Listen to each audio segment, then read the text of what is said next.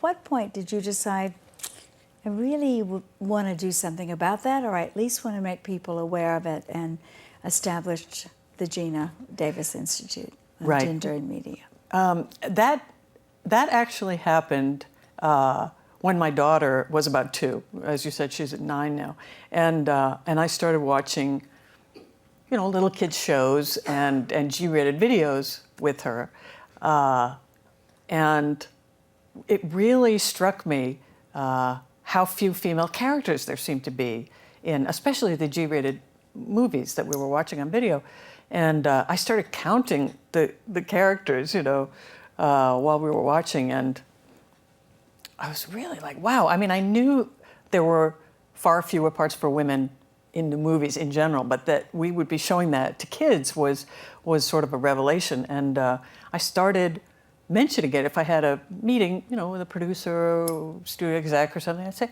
by the way, have you ever noticed how few female characters there seem to be in like G-rated movies? And invariably they would say, that's not true. No, that's been fixed. And I'd say, wow, I'm sure I just saw a movie with one female character. So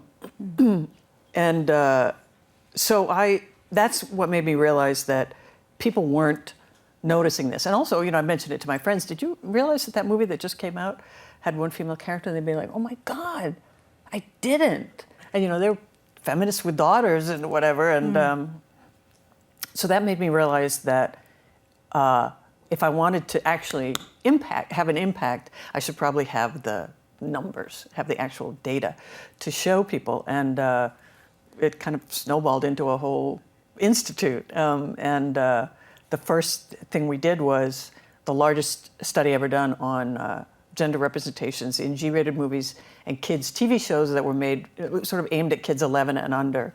And the results really backed up, what my impression had been as far as the ratio. There were far fewer female characters, especially in G-rated movies. There's for every 1 female character, there are 3 male characters, except when it's a crowd scene, and then it's 5 to 1 male to female for some unknown reason. Of the female characters, we didn't just look at the numbers, we looked at everything about them, their aspirations and careers and everything. And the aspirations of female characters in these kids' movies are limited almost exclusively to finding romance, whereas for the male characters, pretty much no male characters have finding romance as their ultimate goal.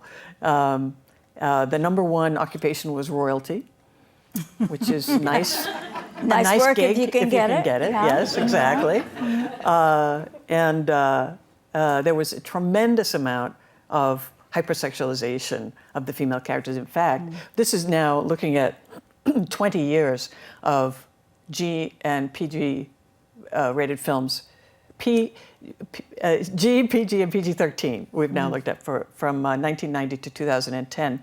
And we found that the female characters in G-rated movies wear the same amount of sexually revealing clothing as the female characters in R-rated movies. Which, first of all, it begs the question, why is there any sexually revealing clothing in G-rated movies? But it's sort of rampant, and very often the character's function is as eye candy in these movies that our littlest kids are seeing.